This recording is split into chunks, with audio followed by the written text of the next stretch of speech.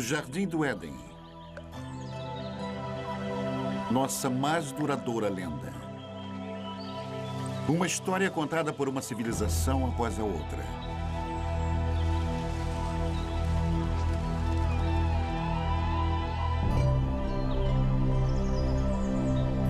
Uma história de sedução. A ira de Deus.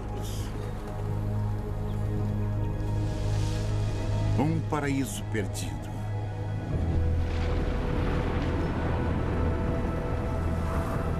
Mas será somente uma fábula? Existem provas de que as grandes histórias da Bíblia tenham sido verdade? De fato, existiu um lugar como o Éden?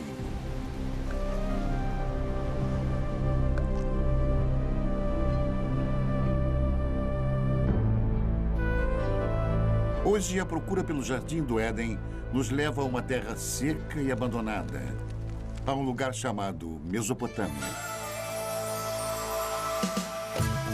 Mesopotâmia. Retorno ao Éden.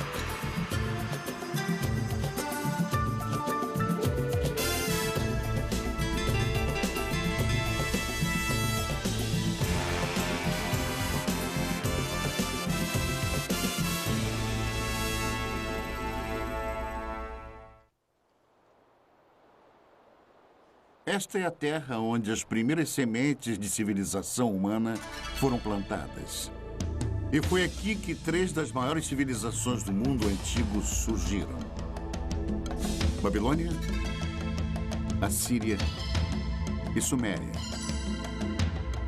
Em meio às suas ruínas, as respostas há muito procuradas para os mais profundos mistérios da Bíblia, enquanto arqueólogos percorrem esta terra em busca da origem histórica da fé. Nossa busca pelo Éden é uma viagem de volta ao passado. Primeiro até a Babilônia, a última dessas civilizações. Depois, mais distante no passado, até os assírios, os primeiros mestres da arte da guerra.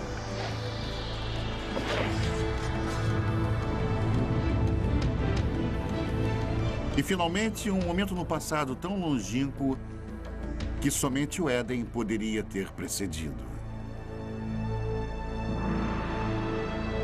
Até a Suméria e a criação da civilização em si. O grande arco da crescente fértil. Ao longo de mais de 6.000 anos, esta rica terra, situada entre os rios Tigres e Eufrates, deu início às primeiras grandes civilizações. Os gregos a chamam de Mesopotâmia.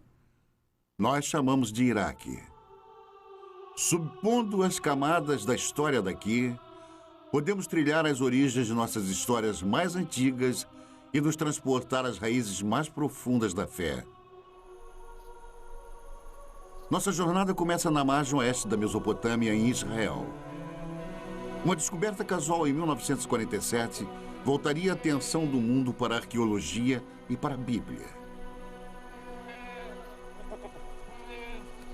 2 pastores beduínos estão conduzindo seu rebanho de cabras pelos rochedos de Qumran, a alguns quilômetros a leste de Jerusalém.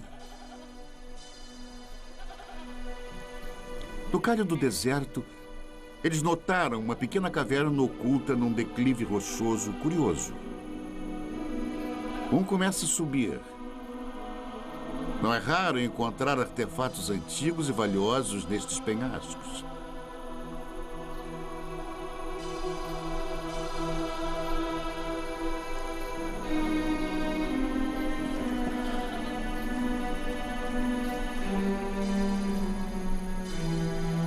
Dentro da caverna, o pastor descobre destroços de antigos potes, fragmentos de pergaminhos de couro e algumas folhas de papiro, tudo intocado desde o tempo de Jesus.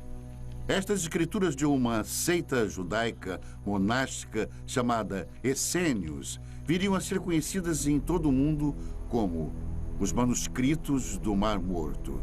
Nas cavernas ao redor, centenas de papiros antigos seriam eventualmente descobertos.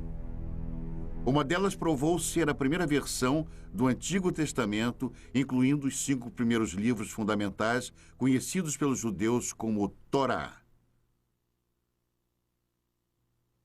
Os manuscritos do Mar Morto imediatamente se tornaram foco de um tremendo alvoroço internacional, enquanto eruditos e teólogos disputavam a posse e os significados deles. E a sensação foi importante. Isto foi descrito como um dos achados arqueológicos mais importantes. E são muito valiosos para os judeus, porque eram judaicos. Eles vêm de um período fundamental na história judaica. E muito valiosos para os cristãos, porque são contemporâneos de João Batista, Jesus e por aí vai. Portanto, são muito informativos. Mas, além disso, temos uma grande ligação emocional a esta obra. A Bíblia sempre foi um livro lido sob 2 pontos de vista: o sagrado e o histórico. Mas o tradicional Torá é sempre escrito à mão. As palavras são lidas enquanto o escriba escreve. Portanto, se tornam uma oração. E cada Torá é considerado sagrado a partir do momento que é escrito. Mas a precisão histórica da Bíblia nunca foi de fato comprovada. É um trabalho que continua até hoje.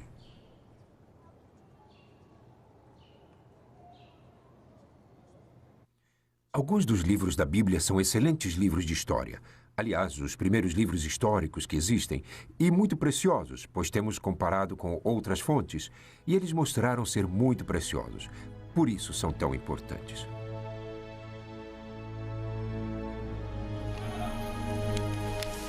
A descoberta dos manuscritos do Mar Morto foi o evento mais famoso da arqueologia bíblica, mas não foi o primeiro. A ânsia por explorar a história bíblica tem uma tradição respeitável.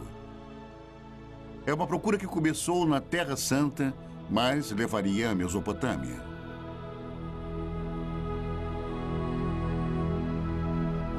Ao longo da história, viajantes místicos e fiéis têm sido trazidos aos locais onde as grandes histórias da Bíblia ocorreram.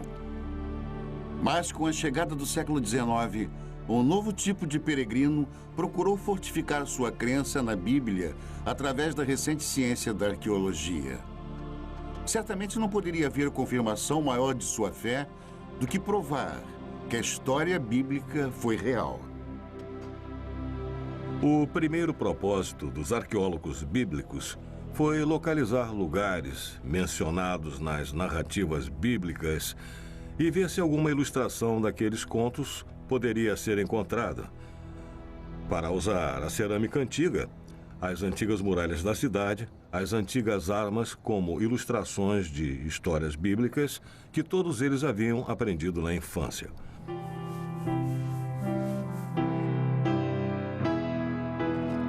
O prestígio de cada nação europeia na Terra Santa era medido pelos tipos de descobertas bíblicas que eram encontradas.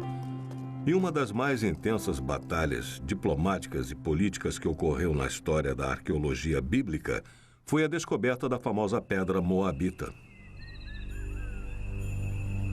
Em 1868, na terra de Moab, beduínos da tribo Boni Ramada tropeçaram numa misteriosa tabuleta de pedra enterrada no deserto. Os nativos não eram alheios às antiguidades da área, nem ao seu valor para os europeus. O primeiro ocidental a saber sobre a curiosa pedra negra foi o reverendo Frederick Augustus Klein. Ele imediatamente partiu para a terra deserta, cheia de bandidos, acompanhado somente por alguns guias beduínos. Klein era um missionário, não um arqueólogo. Logo que olhou para o peculiar entalhe de basalto, ele sentiu uma súbita animação, suspeitando que a tabuleta negra pudesse confirmar suas crenças mais profundas. Ele examinou a pedra e fez um molde simples da inscrição. Era numa língua que Klein desconhecia. De volta a Jerusalém, ele procurou ajuda para decifrar a pedra. Quando a notícia do achado começou a se espalhar, as ruas e bazares fervilhavam com os rumores de uma nova descoberta. A inscrição na pedra provou ser o relato do rei Moabe sobre uma batalha também descrita na Bíblia. Pela primeira vez, ali estava uma confirmação escrita, gravada na pedra, de uma história da Bíblia. Duas fontes de um mesmo evento. Para os fiéis, aquela era a prova que estavam procurando. Uma evidência concreta da precisão histórica da Bíblia. Muitos quiseram comparar a pedra, mas os beduínos tinham motivos para desconfiar. No passado haviam sido trapaceados, até mesmo roubados, por caçadores europeus de tesouro. Supondo que algo tão estimado pelos europeus devesse conter ouro, eles jogaram a pedra no fogo na esperança de quebrá-la. Quando o fogo esquentava a pedra, eles derramavam água sobre ela e repetiram isso várias vezes, até que finalmente ela explodiu. Eles não encontraram ouro algum e a pedra estava destruída.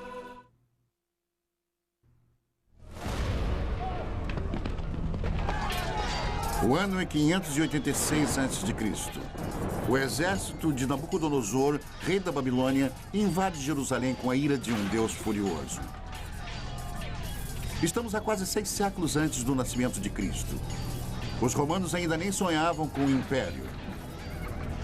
É um capítulo negro na história dos judeus, enquanto a impetuosa estrela da Babilônia nasce. A Bíblia descreve o ataque babilônico. Cortou em pedaços todos os utensílios de ouro que fizera Salomão para o templo do Senhor. Todos os príncipes, todos os homens valentes, todos os artífices e ferreiros, ao todo de 10.000. Ele os levou cativos de Jerusalém à Babilônia. Os israelitas cruzaram mais de 800 quilômetros de deserto, seguindo antigas rotas de comércio pelas atuais Jordânia, Síria e Iraque até a Babilônia. Em Salmos 137, os israelitas lamentam: às margens dos rios da Babilônia, nós nos assentávamos e chorávamos, lembrando-nos de Sião. Como, porém, haveríamos de entoar o canto do Senhor em terra estranha? Fracos e exaustos, os israelitas chegaram à Babilônia, amedrontados com tamanha grandiosidade. Arrancados da modesta cidade de Jerusalém, eles contemplavam a majestosa capital do mundo antigo.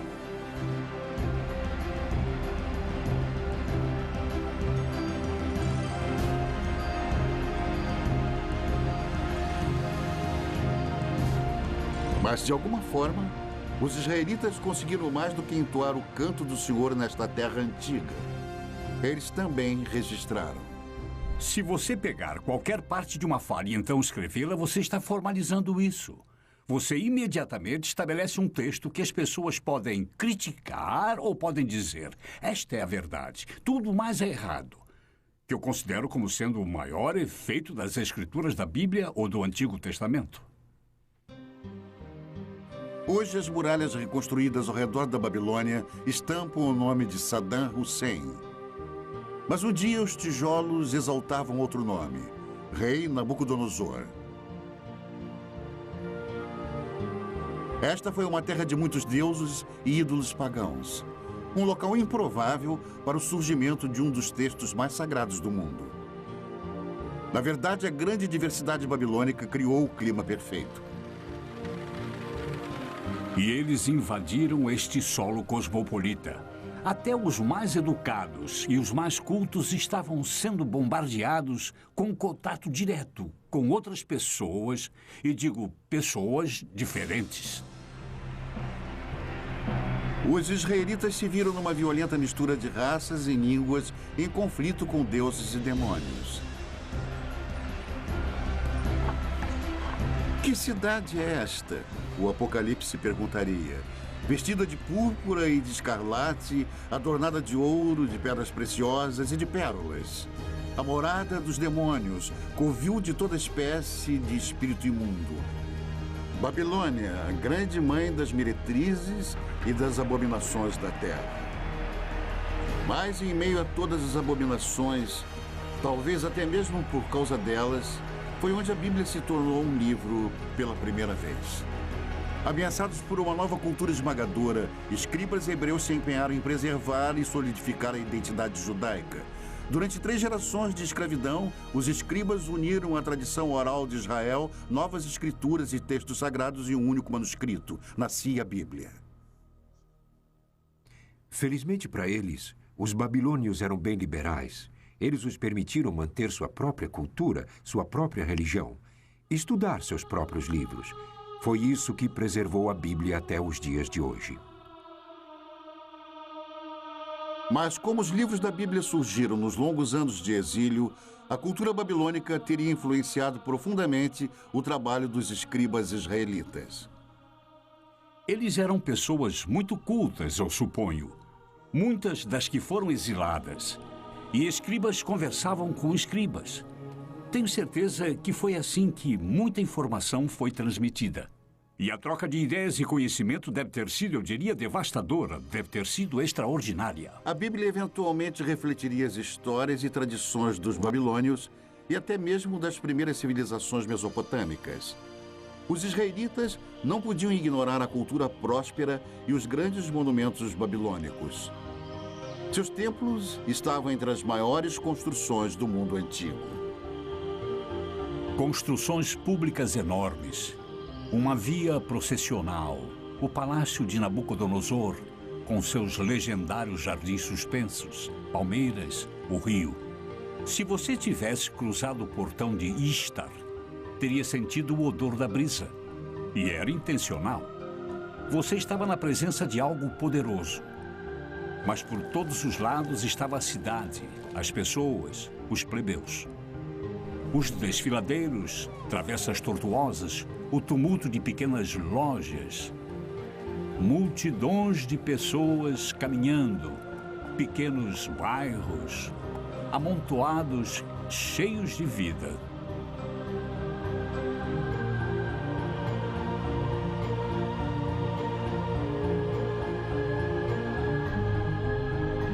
E foi aqui, a Bíblia nos conta, que um dos monumentos mais extraordinários da antiguidade subia até o céu. A Torre de Babel. Durante eras, aventureiros e peregrinos esperavam que, encontrando a famosa torre, pudessem provar a veracidade das histórias da Bíblia. Um dos que falharam teria escrito: nenhum homem ousa se aproximar da torre, pois está deserta e cheia de dragões e enormes serpentes e de bestas venenosas. Viajantes medievais afirmaram ter encontrado a torre. Esta almádena em espiral ainda se encontra no norte do Iraque. Mas eles estavam errados. Esta torre foi construída 1500 anos depois e muito distante das muralhas da Babilônia. Talvez a mais intrigante possibilidade tenha sido feita por Robert Caldwell, um arqueólogo alemão no início do século. Ele descobriu uma trincheira retangular com alguns tijolos restantes. Muitos especialistas acreditam que Caldwell tenha descoberto tudo o que restou da famosa torre. Os enormes monumentos babilônicos causaram uma forte impressão nos escribas bíblicos. Mas a herança mais duradoura que sobrevive até hoje é uma novidade babilônica ainda mais impressionante: o Código de Lei. A Babilônia foi a primeira civilização na Terra a ter um código de lei escrito. A pedra, originalmente esculpida, é uma importante relíquia perdida por centenas de anos. Ela apareceria no final do século XIX. Uma pedra esculpida com um dos mais importantes documentos legais de todos os tempos. 1200 anos antes dos israelitas serem levados em cativeiro, o rei da Babilônia mandou esculpir uma pedra com as leis que carregam o seu nome. Código de Hammurabi.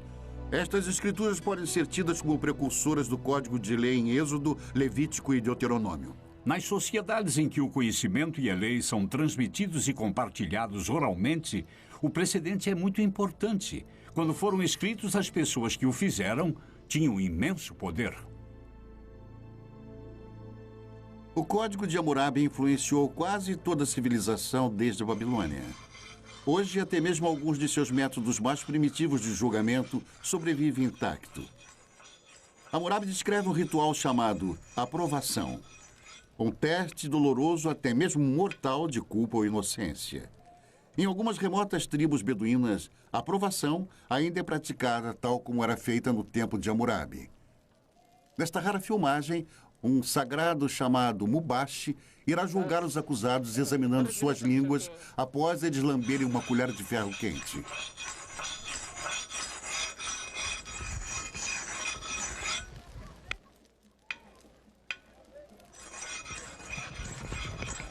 Estes homens foram acusados de roubo. Eles devem se submeter à aprovação ou serem considerados culpados por omissão.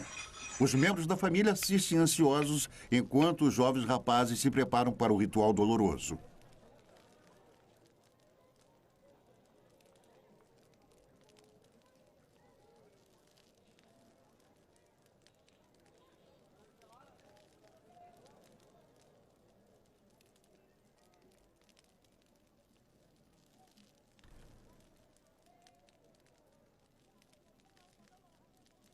A água não alivia a dor.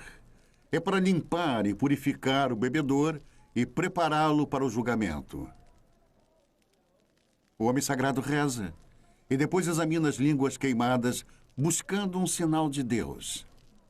Apenas o Mubashi pode definir culpado ou inocente e somente ele irá determinar o destino destes homens. Finalmente, um veredicto. Um homem é considerado inocente para grande alívio de sua família. O outro não teve tanta sorte. Declarado culpado, ele irá pagar pelo seu crime. A aprovação é um intrigante reflexo atual de Hammurabi, mas suas leis chegam ainda mais diretamente ao presente através da Bíblia.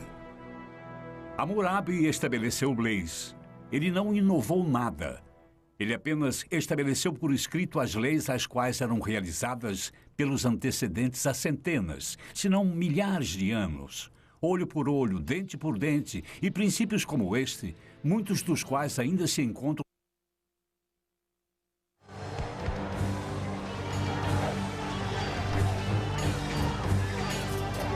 O mais mortal de todos os exércitos mesopotâmicos a viver no Antigo Mundo foram os assírios. Na Bíblia, eles são os símbolos definitivos da tirania de sangue e opressão impiedosa.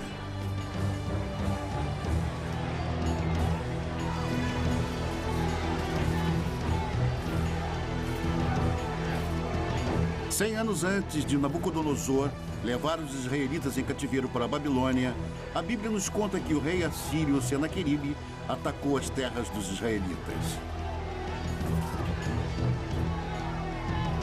No segundo livro dos reis, a Bíblia diz: já tens ouvido o que fizeram os reis da Síria a todas as terras, como as destruíram totalmente.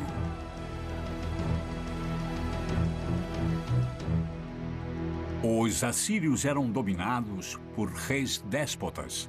Eles acreditavam no poder absoluto. E poder absoluto significa controle. E o poder absoluto quase que invariavelmente se mantém no poder graças à eficiência e força militar. E os assírios mantinham uma enorme máquina de guerra forte e eficiente. E nas paredes dos palácios dos reis assírios estavam as narrativas de algumas de suas expedições, escritas de forma vaidosa, gloriosa, grandiosa e eloquente. Os assírios, eles poderiam tomar uma cidade e empilhar as cabeças dos cidadãos dominantes do lado de fora dos portões, ou pegavam o rei da cidade, o esfolavam vivo e pregavam sua pele no muro, mas todos faziam isso. O poder assírio, simbolizado pela caça ao leão real, estava nas mãos de impiedosos reis guerreiros. Até mesmo a Bíblia demonstra uma relutante admiração.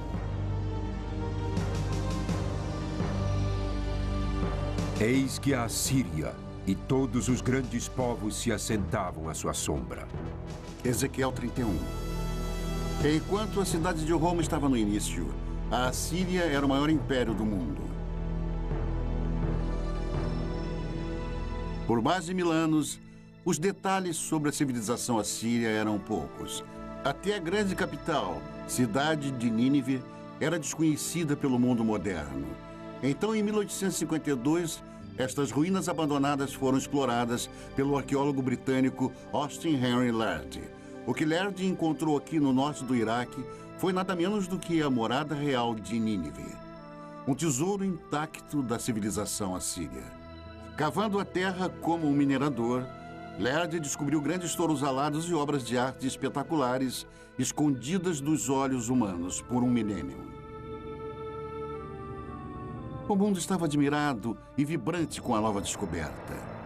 Nínive era outra cidade bíblica encontrada, mais uma confirmação da precisão histórica da Bíblia. Porém, a mais fenomenal das descobertas de Lerdy foi a grande biblioteca de Nínive, uma extraordinária coleção de 22.000 tabuletas de barro gravadas com a escrita cuneiforme dos assírios. A única comunicação direta que temos com as pessoas do mundo antigo, de fato, é o que eles deixaram em seus escritos. Podemos saber, através disso, o que eles comiam, como era a sua medicina, como era a vida em família, como era a sua política e como viam a religião. Os detalhes da vida diária dos assírios revelam uma sociedade patriarcal, um mundo onde plebeus e principalmente as mulheres tinham poucos direitos. Toda mulher assíria, quando ainda jovem, antes do casamento, ia ao templo de Estar, sentar nos degraus e ficava lá até que algum homem se aproximasse e deixasse cair uma pedra na barra do seu vestido. Então ela entrava com ele e tinha relações. Era assim. Mas neste mundo tirânico havia uma certa justiça. No casamento, até as mulheres tinham certos direitos. Uma mulher podia especificar em seu contrato de casamento que seu marido não poderia ter outras esposas. Ela podia especificar que ele poderia ter quantas prostitutas quisesse, mas não outras esposas. Mas se as mulheres comuns tinham direitos limitados, descobertas recentes revelam que as rainhas assírias dispunham de grande privilégio. Em 1989, o antigo palácio de Nimrod, ao norte do Iraque, foi o palco de um surpreendente achado. Os especialistas a consideraram a mais significante descoberta desde a tumba do rei Tutankhamon, o tesouro de Nimrod. Enquanto nós limpávamos uma das salas, descobrimos que havia algumas indicações de um túmulo no subsolo. Nós tiramos tudo e tentamos nos dividir. E descobrimos que ali havia corpos de pelo menos 2 rainhas. Densos braceletes de ouro ainda enfeitavam os seus ossos. Um tesouro real, enterrados há mais de 2.000 anos.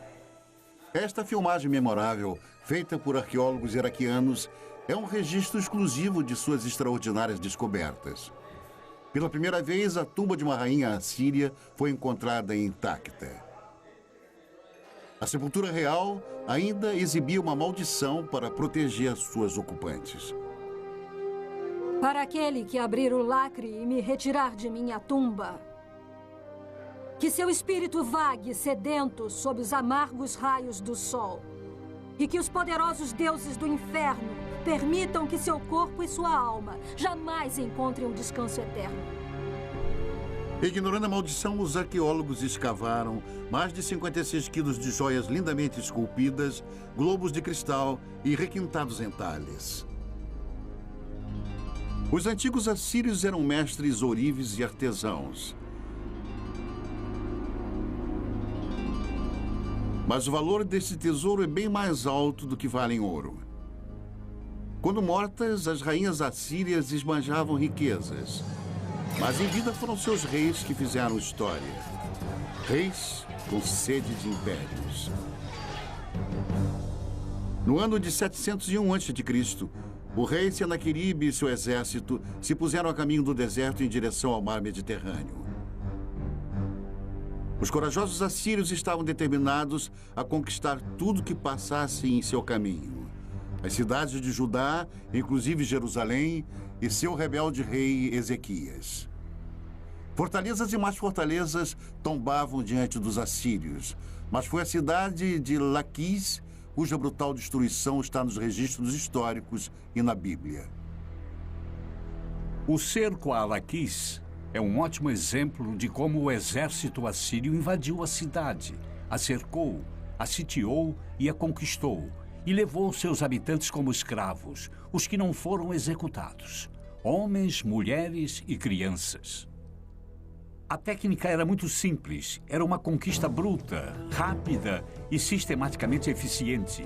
E nos baixos relevos dos palácios assírios, dá para ver os mecanismos de cerco, os soldados avançando nas colinas com os escudos por cima os protegendo dos entulhos atirados.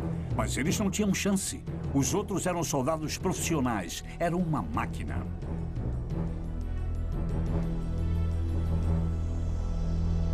Da cidade capital de Jerusalém, o rei Ezequias sabia que um ataque assírio era inevitável. Ele tratou de fortificar a cidade e ordenou a escavação de um aqueduto subterrâneo, um empenho desesperado para proteger o fornecimento de água na cidade. Diante de um cerco, o plano de Ezequias funcionou. A Bíblia conta que Deus salvou Jerusalém e o rei da Assíria voltou humilhado para sua terra. A versão de Senaqueribe do conflito foi encontrada num prisma de argila enterrado em Nínive. Ele se equipara com a história da Bíblia nos mínimos detalhes, mas seu ponto de vista é bruscamente diferente. Mas quanto a Ezequias, o judeu que não se curvou em submissão ao meu domínio, 46 de suas cidades fortemente muradas, eu ataquei e conquistei. O esplendor de minha autoridade o derrotou. As histórias são contadas de ângulos diferentes, mas estão de acordo. Se você tiver que contar sobre o que aconteceu hoje, e se tiver que contar, contaremos histórias diferentes. Temos a história de Senaqueribe invadindo este país. Cada uma conta basicamente sobre o mesmo evento histórico, completamente sem contradições. Sem contradições, exceto uma. O resultado na versão de Senaqueribe, Ezequias está confinado em Jerusalém como um pássaro na gaiola. Mas, segundo a Bíblia, os exércitos assírios estão contidos nas muralhas de Jerusalém. Este talvez seja o primeiro exemplo de manipulação de informações. O Deus dos israelitas dá a última palavra. Eu vou destruir os assírios em minha terra, a Bíblia diz. E assim disse o Senhor que os assírios serão derrotados. Muito antes, o Onipotente tinha desperdiçado uma civilização inteira. Não há uma única menção do nome deles na Bíblia, mas eles foram chamados Sumérios e contaram a história de uma grande inundação.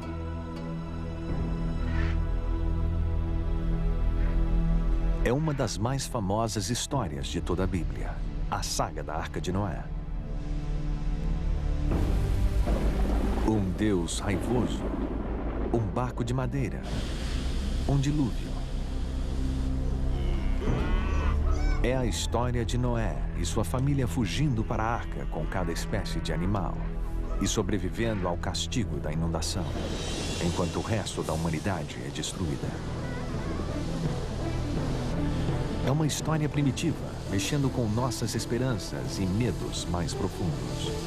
Uma história encontrada na Bíblia, mas também em outro texto antigo, um texto descoberto nas ruínas dos Sumérios.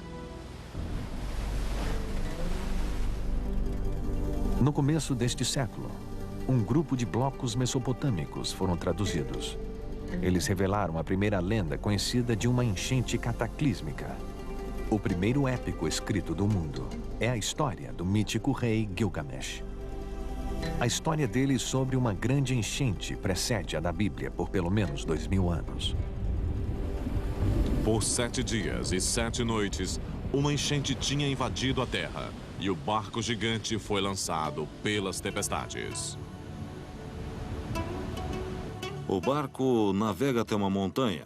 Ele solta os pássaros, que é a história que tem uma semelhança com a enchente bíblica. É uma história maravilhosa. Mais de 5.000 anos atrás, a história do grande dilúvio foi contada primeiro aqui, nas cidades antigas da Suméria, Uruk, Eridu e Ur. Na Suméria, encontramos o início de quase tudo que nos fez civilizados. Eles inventaram a roda, o governo e a jardinagem. Suméria, a primeira civilização na Terra. Em uma terra sem pedra, eles projetam tijolos de barro, como aqueles ainda feitos e usados hoje. E daqueles simples blocos de construção, eles levantaram os primeiros grandes monumentos, chamados zigurats, construindo templos que invadem dezenas de metros pelo ar. Os sumérios inventaram um minuto de 60 segundos e até mesmo o adolescente problemático. Onde você foi? Não fui em lugar nenhum. Se você não foi a lugar nenhum, por que fica perdendo tempo? Vá para a escola. Fique na frente do seu professor. Narre a sua lição de casa, escreva o seu trabalho. Você me entendeu? Sabemos sobre os sumérios, o que fizeram em suas vidas diárias, graças à mais impressionante invenção deles, a escrita. Nós conhecemos a mais antiga lenda deles e seus segredos mais íntimos, porque alguém escreveu. Foi algo que ninguém havia feito antes. É uma janela, mas uma janela que é composta de várias partes, algumas das quais podemos ver e algumas não. Nós necessitamos de muito mais do que temos. Então, o que temos é espetacular. Em alguns casos, nós também temos que ter em mente que há parte das vidas das pessoas que nunca vemos e que nunca veremos porque há pessoas cuja escrita não foi levada em conta. 5.000 anos atrás, alguém escreveu sua história na argila, nos dando uma ideia de um mundo no seu primeiro relance de civilização. Como um povo, os sumérios eram de certa maneira muito autênticos. Eles se preocupavam sobre conhecer outras pessoas e beber cerveja e coisas assim. E há várias coleções de poemas que relatam as preparações de uma mulher para o seu amante e como ela se veste e espera pelo seu amante. O centro desta civilização era a cidade perdida de Ur, onde se imaginava ser o lugar de nascimento de Abraão, o primeiro dos patriarcas bíblicos.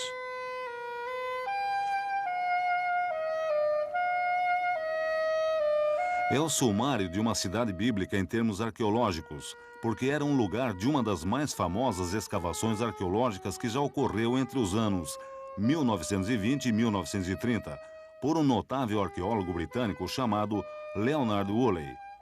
Um arqueólogo britânico descreveu a arqueologia como sendo a ciência dos detritos ou restos, o que é verdade. Mas me dê um arqueólogo que possa fazer pedras e ossos e tijolos e potes criarem vida. Leonard Woolley era assim. Ele pegaria pessoas num passeio por um pequeno quarteirão de Ur, onde as fundações da casa estivessem expostas, e conforme fossem andando, ele falaria da vida das pessoas que viveram nestas casas.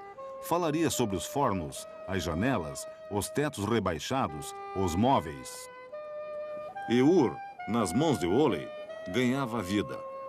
Woolley cavou este enorme buraco. Ele ia através da cidade e se tornava cada vez menor. E então havia esta inútil camada de lodo. E Woolley recontava como a mulher dele veio e olhou para aquilo.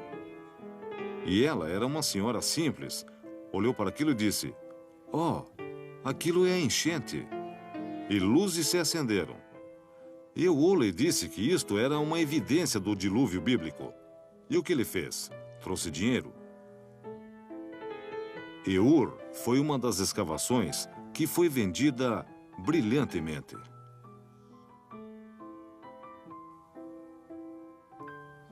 Especulações sobre o dilúvio bíblico causaram uma sensação. Mesmo sem uma prova concreta, foi como se a ciência e a Bíblia tivessem se unido no desolado deserto do sul do Iraque. Woolley iria finalmente desenterrar um tesouro indiscutível. Uma descoberta que trouxe visões extraordinárias para esta primeira das civilizações, as tumbas reais de Ur. Cavando na lama grossa, Woolley descobriu 74 esqueletos arrumados cuidadosamente, todos enterrados ao mesmo tempo. O sepultamento contou a chocante história de uma jornada final de um rei para o além e daqueles que o acompanharam. E a partir disto, ele desenvolveu uma notável história de um funeral real. E a história dele foi algo assim. Primeiro eles cavaram este grande buraco com uma lâmpada de um lado. No buraco, levantaram um sepulcro com pedra na qual o corpo do personagem real foi colocado.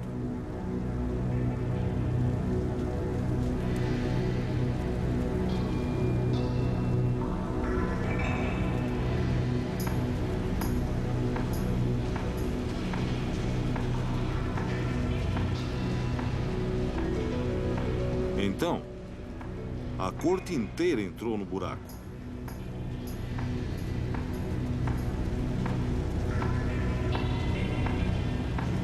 Todos se alinharam e ficaram lá com pequenos potes de argila em suas mãos.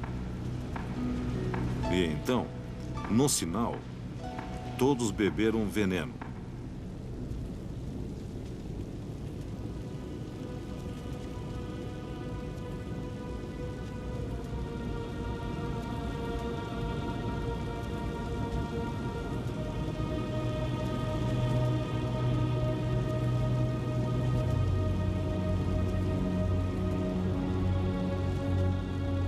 Deitaram e morreram.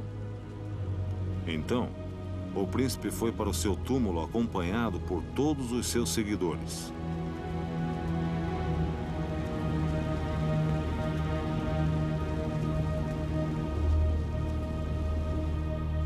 Isto se tornou uma das grandes descobertas, um dos maiores funerais contados na arqueologia da história antiga. A descoberta dos túmulos em Ur foi um triunfo para a arqueologia, revelando os segredos antigos da primeira civilização. Mas a ciência sozinha pode nos levar só até lá. Onde a trilha acaba, o épico de Gilgamesh traz as pistas atormentadoras finais. Pistas que nos levam de volta a um jardim e a um lugar chamado Paraíso.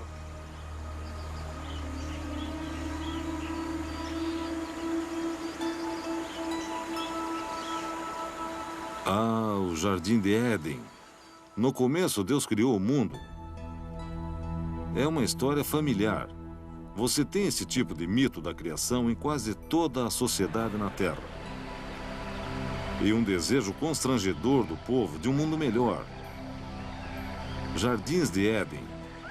Paraísos são os desejos de um povo de uma vida menos complicada ou mais fácil, ou uma recompensa por ter trabalhado tão duro.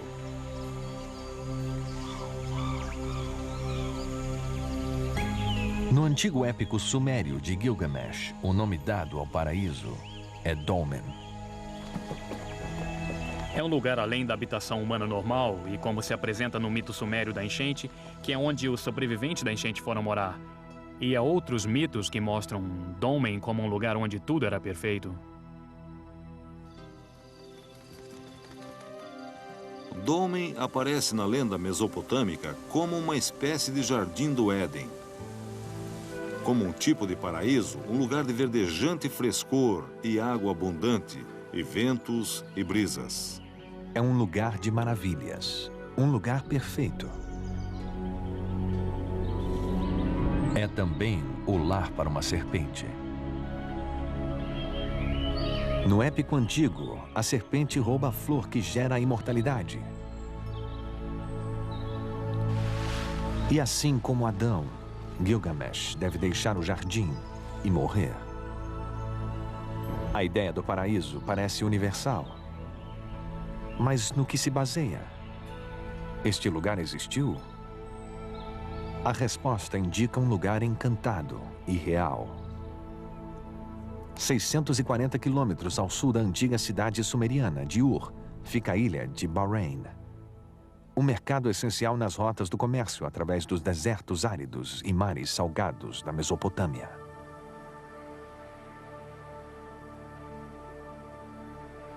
Hoje, Bahrein não é mais um paraíso, mas foi uma vez viçoso. Uma vez esta ilha teve água abundante e também abundante vida. Uma vez, há muito tempo, isto era Dolmen. Mas era o paraíso? Comparando com o deserto nos arredores, certamente parecia ser. Havia tanta água aqui que o que é agora é uma ilha deserta. Floresceu. Era um jardim produzindo frutas suculentas.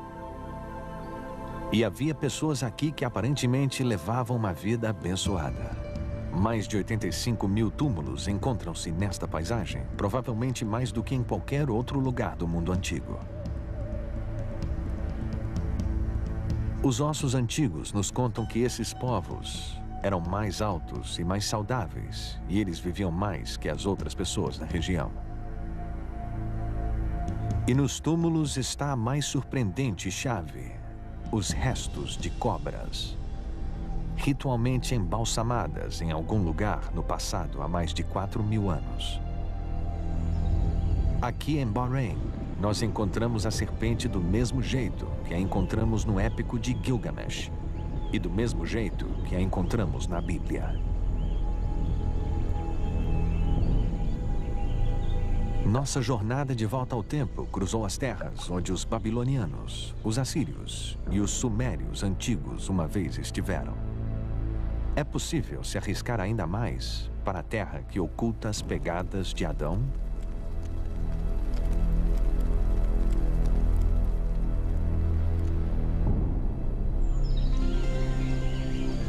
Aqui, fé e razão devem caminhar juntas. Nós agora sabemos que houve uma ilha paradisíaca na Mesopotâmia. É nossa escolha acreditar que era o paraíso.